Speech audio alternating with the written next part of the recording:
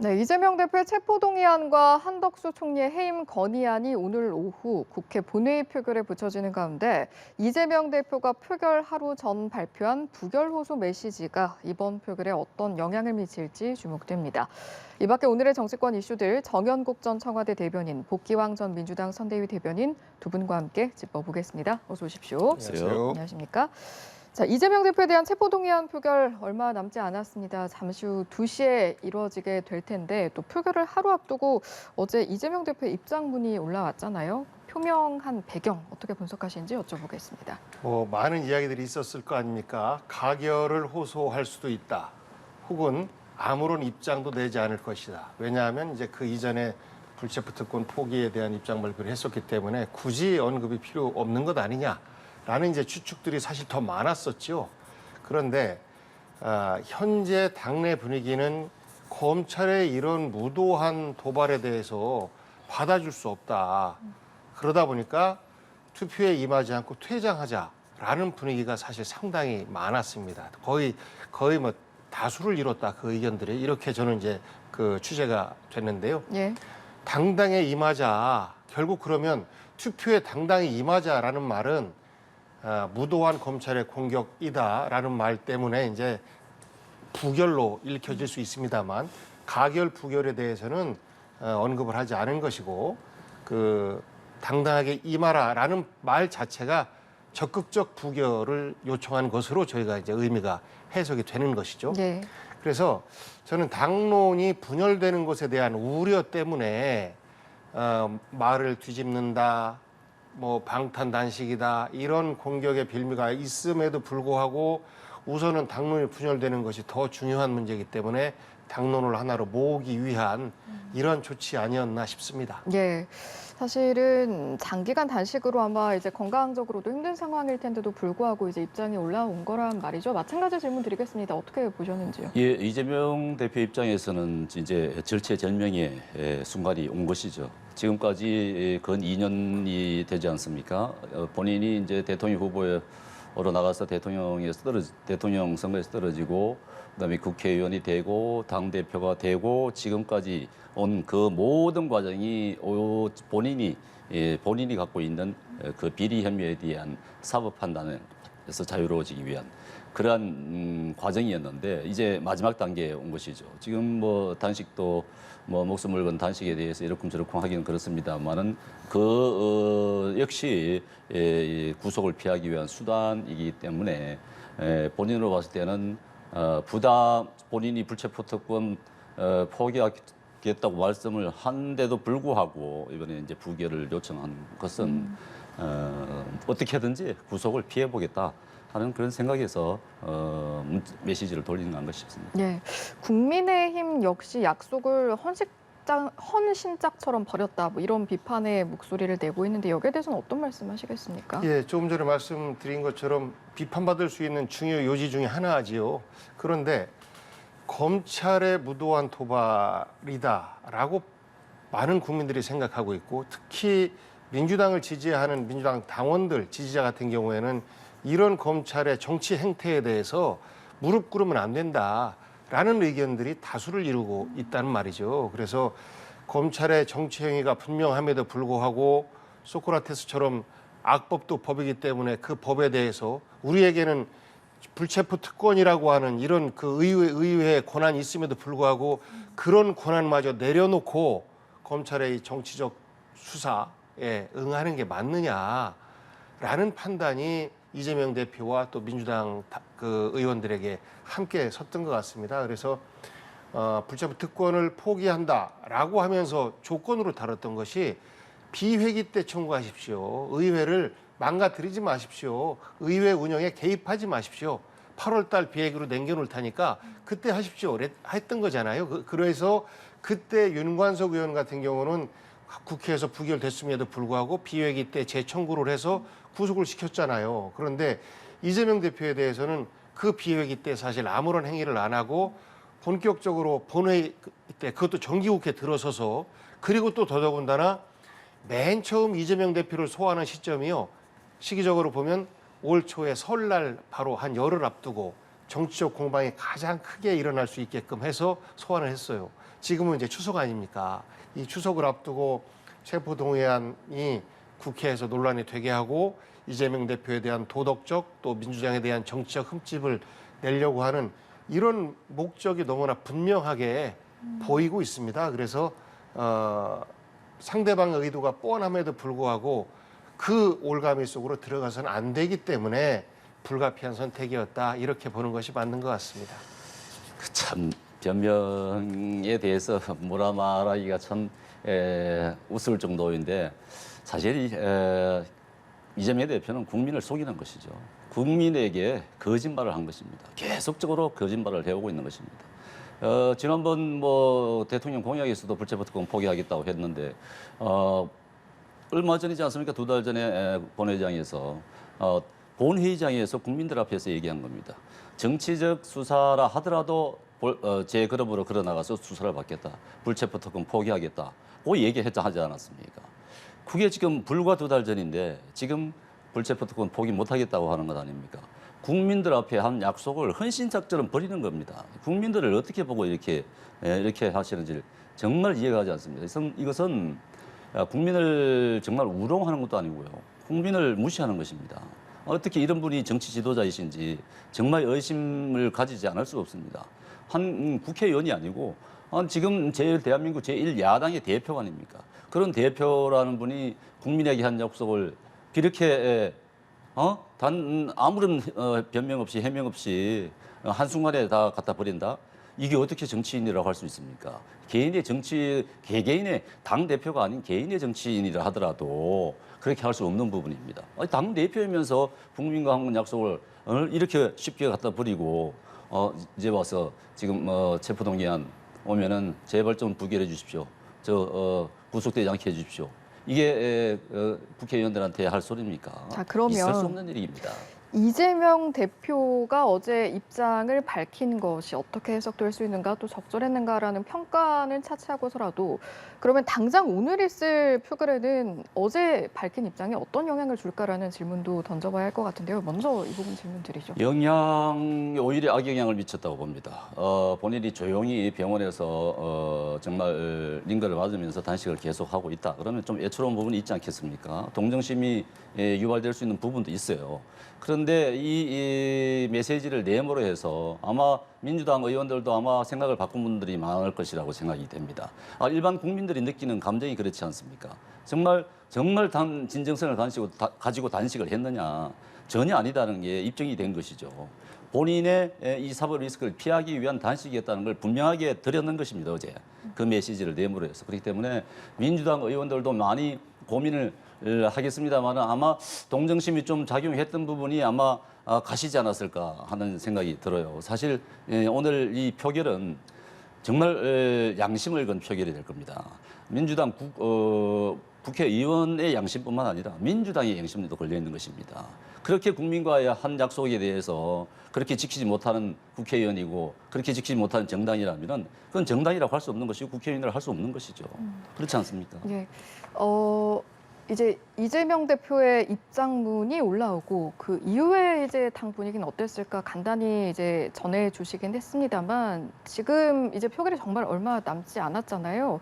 이제 들리는 내용 이제 오늘 아침에 김민석 정책위의장 인터뷰 들어보면 의총을 뭐 다시 한번 열겠다라는 이야기도 들리는 것 같고요. 어떻습니까, 상황? 김민석 정책위의장은 당론으로 부결을 정하는 것이 옳다라고 이야기를 하고 있는데 뭐 조금 전에 하신 말씀을 이제 받아서 몇 말씀 더 드리면 만약에 이재명 대표가 가결해달라라고 요청을 하면 민주당 의원들이 가결시킬 수 있을까요? 가결 안 시킵니다. 시킬 수가 없습니다. 왜냐하면 그거는 그야말로 자기 당 대표를 잡아가라라고 동의해 주는 것이기 때문에 시킬 수가 없어요. 그러면 어떤 비판을 받겠습니까? 짜고 친다. 당도 거짓말시키고 이재명 대표도 거짓말시킨다라고 비판받지 않겠습니까? 그래서 단합되는 모습을 보이기 위해서 그리고 이탈표가 확인되는 것을 막기 위해서 아예 투표를 거부하자라는 목소리가 비등해지고 하니까 당당하게 투표에 임하라라고 얘기를 한 겁니다. 그래서 그것을 결국 이제 내용적으로는 부결을 확실하게 시켜줄 때 이 검찰의 구속영장 청구가 정치적 도발임을 정책으로 확인시켜주는 것이기 때문에 그렇게 임하는 것이 좋다 해서 저는 여러 가지 방법의 혼란을 잠재웠다라고 생각해요. 그래서 이제 전부 다 들어가서 표결에 임하고 아마 그 표결은 부결로 결론이 나올 겁니다. 다만 어떤 입장을 발표를 해도 이재명 대표에 대해서 비판적인 시각을 갖고 있는 그런 의원들이나 혹은 뭐 정당이나 그쪽에서는 계속해서 비판을 할 수밖에 없겠지요.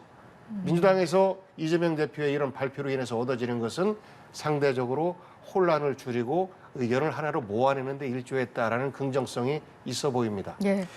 이재명 대표 상대적으로 그런 말씀하신 그런 비판의 여지 또한 감수하고 하는 겁니다. 예, 이재명 대표께서는 지난번에 불체포 특권 포기한다고 했기 때문에 이번에 가결을 요구하는 것이 맞습니다. 가결을 해달라고 하면은 왜 민주당 의원들이 그런 부담을 더 가지겠습니까? 부담을 덜 가지게 되는 것이죠. 그렇기 때문에 가결이 될 가능성이 훨씬 더 높은 것이죠. 왜냐하면 지난번 투표에서도 그렇게 나오지 않았습니까? 기권 무효 그리고 이탈표 합하면 30표가 넘는단 말이죠. 가결이 되고 남을 것입니다.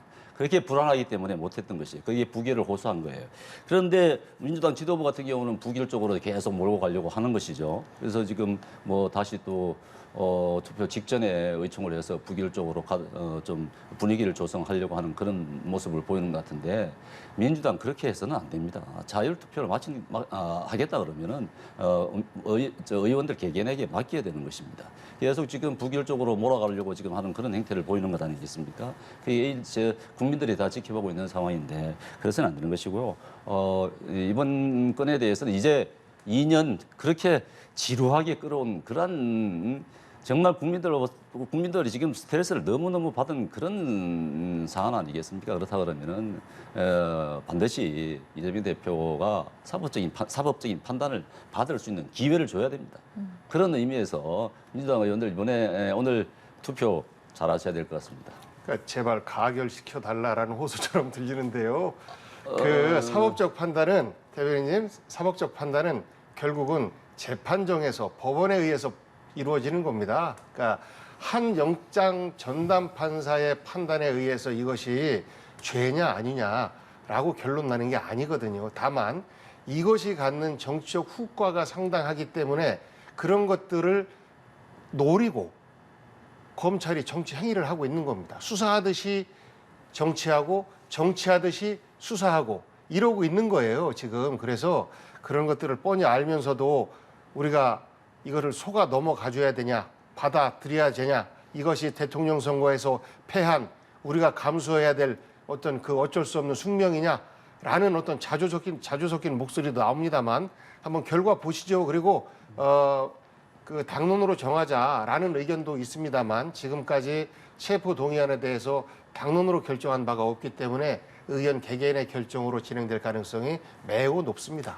영장 실질 심사를 받는다 해서 꼭 구속되는 건 아닙니다. 기각되는 경우도 많지 않습니까? 그렇기 때문에 본인이 그렇게 조사를 받고 난 다음에도 얘기했지 않습니까? 검찰 아무런 구체적인 증거를 제시하지 못하더라고 얘기했지 않습니까? 그렇게 본인이 소설이라고 얘기를 하고 있고 그걸 확신을 한다 그러면은 회기 비회기와 관계없이 나가서 영장 실질 심사 받으면 됩니다. 왜 안 받으십니까? 그만큼 자신 있는데.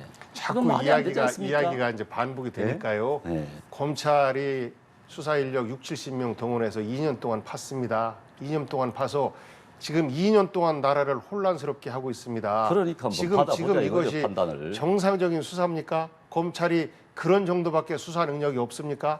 만약에 자신 있었다라고 하면 진작에 결론이 났겠죠. 그런데 그 자신이 없다 보니까 이것을 정치적 도구로밖에 활용하고 있지 않다라는 것이 저는 그 민주당 지지자들의 걱정이고 또 중간에 있는 사람들은 대선 끝난 지 2년 가까이 됐는데 대통령과 이재명 대표는 여전히 대선 싸움 중인 것 같다라는 걱정을 하고 있어요. 그래서 나라가 이렇게 혼란스러운 부분에 대해서 책임은 대통령에게 있다라는 국민들의 판단이 있는 겁니다. 그러니까 검찰이 정말 정치적으로 장난을 친 건지 아닌지 조사를 그러니까 재판을 넘어가면 돼요. 했는지 그래서 자, 저희 1차적으로 영장 심사를 한번 알겠습니다. 받아보자는 얘기죠. 현 상황에 대한 진단은 충분히 된 것 같고요. 이제 앞서 표결 결과가 어떻게 될까요라고 했을 때 두 분이 이제 다소 다른 관측을 해주셨는데 그렇다면 지금 상황에서 체포동의안 표결에 변수가 될 만한 요인이 있다면 뭐가 있을까라는 질문도 좀 드려보고 싶습니다. 이제 대표적으로 이야기가 나왔던 게 뭐 한동훈 장관의 제안 설명이나 아니면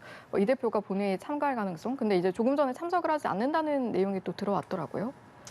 아마 건강상 참석하는 것 자체가 불가능할 것이고 만약 참석한다라고 하면 본인 구속될까 봐 겁나서 들어온다. 정말 애달다. 막 이렇게 조소하고 비아냥거리지 않겠습니까? 그래서 우선은 건강상 조건 때문에 들어올 수 없는 형편이고 변수다라고 하면 유일하게 이제 한동훈 장관이 그 공소장 쓰듯이 또 수사관 발표하듯이 이렇게 발표를 하면 또 의원들의 정서적 반감 이런 것들을 불러일으킬 수도 있을 것 같은데 뭐 그럼에도 불구하고 그것도 지난 그동안의 여러 가지 사례처럼 많은 영향을 발휘하진 않을 것 같습니다. 거의 의원들은 그 개개인적으로 이미 정치적 판단과 선택을 한 것 같고요.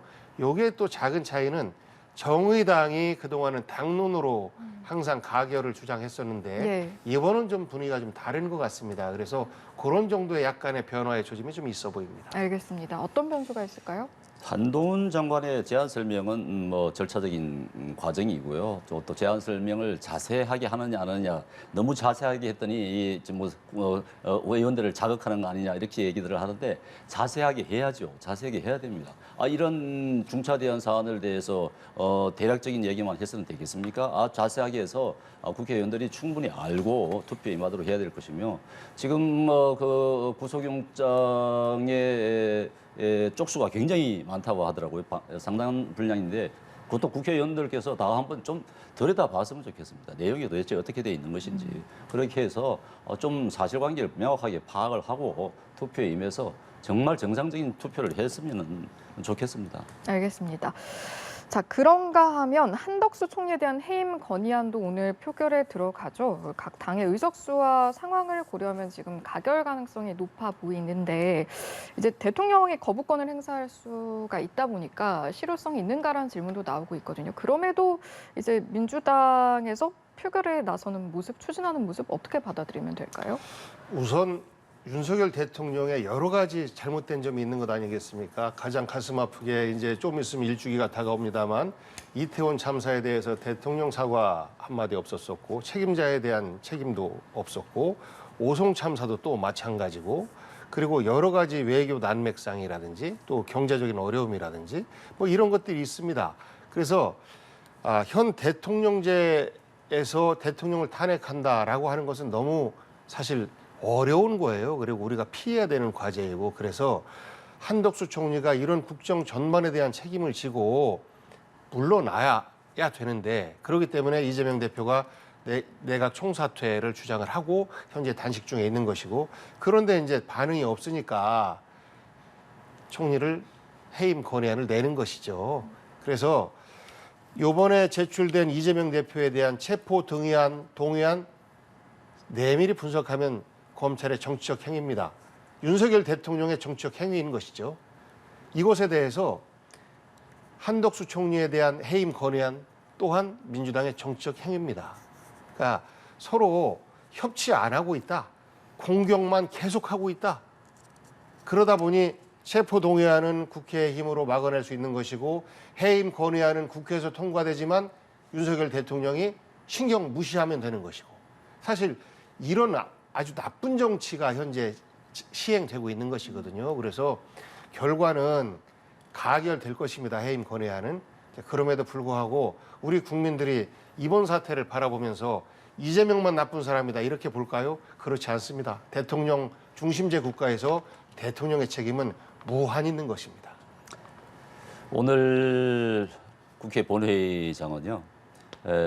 추석을 앞둔 씨름판처럼 씨름판에서 힘의 우위를 자랑하지 않습니까? 민주당이 힘을 자랑하는 그런 힘의 우위를 명확하게 보여주는 그런 시간이 될 것입니다. 이것은 제가 보기에는 전 민주당으로서는 지금 의석 가지고 못할 것이 없습니다. 지금 이재명 대표 체포 동의안 부결시키겠죠. 이제 또 한덕수 총리안은 해임 건의안은 통과시킬 것입니다. 또 이제 대법원장 요청을 올라올 거 아니겠습니까? 예, 예. 대법원장도 그렇죠. 또 뭐 오늘 검사 탄핵 소추안도 올라온다고 하던데 그 다 통과시킬 것이에요. 다 통과시키고 단 하나 이제 이재명 대표만 보호하는 그러한 행태를 보일 텐데 그야말로 힘의 우위를 자랑하는 것이죠. 힘 자랑하는 그런 국회 본회의가 될 것입니다. 이것은 지금까지 볼 수 없었던 유사일에 볼 수 없었던 그런 최악의 국회의 모습을 보일 것입니다. 이것은 국민주당 입장에서는 그렇게 뭐 정치적인 당리당략 때문에 그렇게 할지는 모르겠습니다만은 국회를 정말 후진국으로 만드는 것입니다. 이것은 그렇게 해서는 안 됩니다. 예. 그리고 힘의 우위를 그렇게 내세워야 되겠습니까? 그게 바로 횡포입니다. 횡포. 오늘 한번 그런 모습을 보일 것이라고 예상이 되는데 안 보였으면 좋겠는데 좀 우려가 됩니다. 예, 알겠습니다. 당장 이제 그 두 가지 핵심적인 두 가지 사안에 대한 표결이 어떻게 나올 것인가 얼마 안 가서 확인할 수 있을 것 같으니까요. 또 이제 저희가 실시간으로 속보로 전해드리도록 하겠습니다. 자, 그런가 하면 사실은 이제 오늘 또 다뤄질 것으로 예상됐던 게 이균용 후보자에 대한 국회 인준 표결이었는데 이게 오늘은 상정이 되지 않고 이제 25일에 처리가 될 것으로 보입니다. 그럼에도 불구하고 이제 이틀 동안 청문회가 진행이 됐고 또 여러 가지 쟁점들이 있었잖아요. 어떤 부분 좀 눈에 띄셨는지 한번 정리해 보겠습니다. 우선은 그 본인의 비상장 주식에 대해서 그동안에 계속 신고를 안 한 것이죠. 이것은 분명히 공직윤리법 위반이거든요. 그런데 몰랐대요. 그 법도 몰랐대요. 대법원장 후보가 그 법도 몰랐다라고 하는 게 말이 됩니까?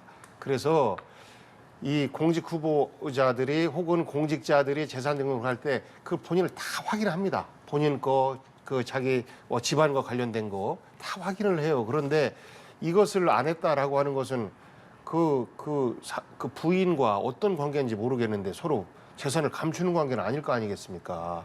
그래서 이런 그 재산의 문제 그리고 그동안 재산을 증식시키는 가운데 있어서의 그 부인의 행위일 것이다라고 보는데 여기에서의 여러 가지 궁금점 그리고 또 그 아들이 로스쿨 학생도 아님에도 불구하고 김앤장이라고 하는 국내 최대 로펌에서 인턴을 했단 말이에요. 이것도 나중에 사회 진출하는데 굉장히 큰 스펙 중에 하나로 이제 활용이 되고 있어서 이 또한 아빠 찬스가 있었던 것 아니냐라는 의혹들이 있어요.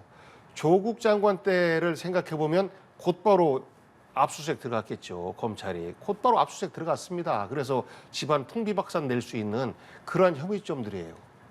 이런 개인적인 흠에다가 플러스로 우리가 이제 역사적으로 건국절 논란을 종식시키자라고 했던 것 아니겠습니까? 그래서 대한민국의 건국은 1919년으로 우리가 인정을 했고 그다음에 그 대한민국 정부 수립일 이 부분 현재의 정부의 그 수립은 48년 정도 했다. 그래서 100번 양보해도 건국은 19년이고 뭐 정부 수립에 대해서 이 또한 여러 가지 의견들이 뭐 나눕니다만 48년 이때 이제 지금의 온전한 형태의 정부가 수립되었다. 이렇게 보고 있는 건데 그 이균용 후보가 여기에 대해서 건국이 48년도에 됐다고 본다라는 입장을 얘기했어요.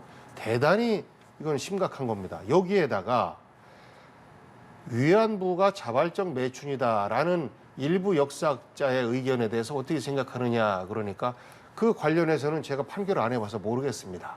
이런 말을 처음에 했습니다. 저는 이런 정도의 역사의식을 갖고 있는 사람이 우리나라의 사법부의 수장이 되는 것이 맞는지 한번 국민 여러분들께 여쭙고 싶어요. 네. 그래서 아마도 이균용 대법원장 후보는 부결될 겁니다. 정치적인 어떤 그 역학관계 속에서 피해를 본다라고 본인은 생각할 수 있겠습니다만 본인의 여러 가지 흠결 때문에 저는 부결 당할 수밖에 없는 이러한 그 어떤 그 자질로서도 그렇고 역사의식 속에서도 그 대법원장 후보로서는 매우 심각한 어떤 그 결점을 갖고 있다라고 생각합니다. 예, 주요 쟁점에 대한 이제 화두를 여러 던져 주셨는데 사실 이 부분에 있어서는 또 여야 이견이 큰 상황이지 않습니까? 네,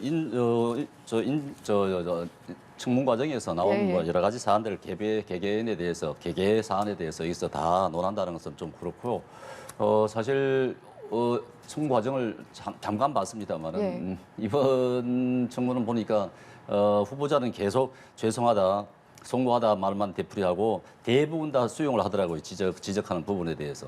그동안 인사청문 과정에서 우리가 대체로 공방을 일으키는 후보자와 의원들 간의 공방을 일으키는 그런 모습이었는데 이번에는 후보자가 거의 대부분의 의원들의 지적에 대해서 수용을 하고 죄송하다고 하는 그런 모습을 보이던데 그만큼 솔직하다는 얘기죠. 그만큼 솔직하고 잘못에 대한 것은 시인을 한다. 그리고 고치겠다고 하는 부분이니까 그것은 그것대로 받아들이고 저는 이 대법원장 후보자가 앞으로 무엇을 할 것인가 하는 부분에 좀 초점을 맞춰줬으면 좋겠다 싶습니다. 말하자면은 판사들 좀 숫자가 적으니까 특히 이제 상고법원 같은 경우에 우리 소송이 너무 지루하게 이어지지 않습니까?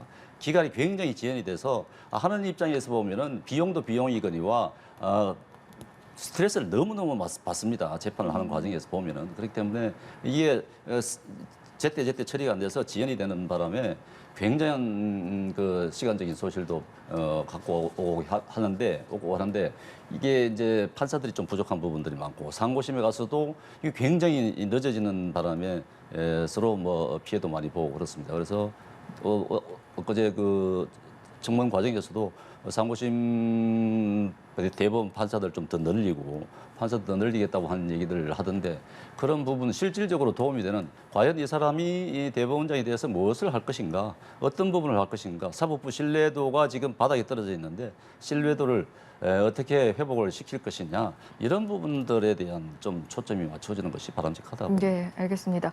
자, 주제를 좀 바꿔보겠습니다. 윤석열 대통령의 유엔 총회 기조연설 내용 한번 짚어보려고 하는데 러시아와 북한의 군사협력 강한 어조로 비판을 하는 모습 보였습니다. 어떻게 들으셨는지 먼저 여쭤보죠.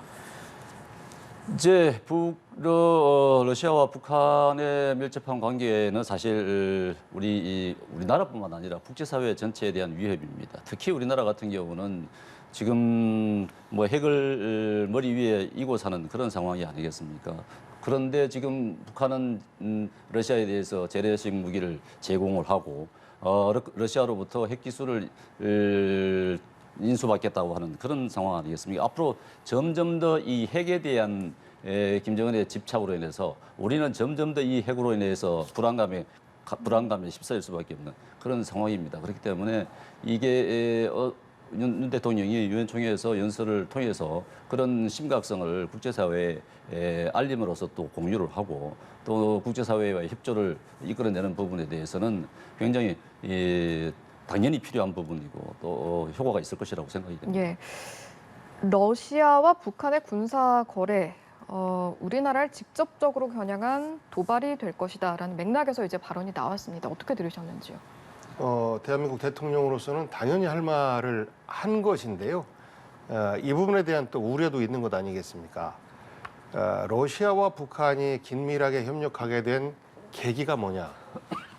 윤석열 정부와 일본이 가까워지기 시작하면서 한미일 거의 군사 동맹체 수준의 군사 훈련들을 한미는 해가고 있고 삼국이 그렇게 가까워지고 있단 말이에요. 그래서 북한이 그러면 그동안 나 혼자서 버텼는데 나도 협력할 거야라고 하면서 이제 러시아의 여러 가지 어려운 여건이 있으니까 이제 거길 파고들어서 군사적 협력을 그동안도 해왔습니다만 더 가까이 가고 있는 겁니다. 그래서 외교적 관계에 대해서는 사실 서로 상대방이 장군하면 우리도 멍군하고 그럴 수밖에 없는 것이라 이해가 돼요. 그런데 그 북한보다도 러시아를 먼저 앞서서 공격을 했다라는 부분에 있어서 약간 우려되는 측면이 있습니다. 그리고 국제적으로도 용어를 우리가 그동안 북러, 북중 했었는데 러북으로 바꿨어요. 그건 어떤 배경일까요? 그러니까 왜 이러는지 모르겠어요. 저는.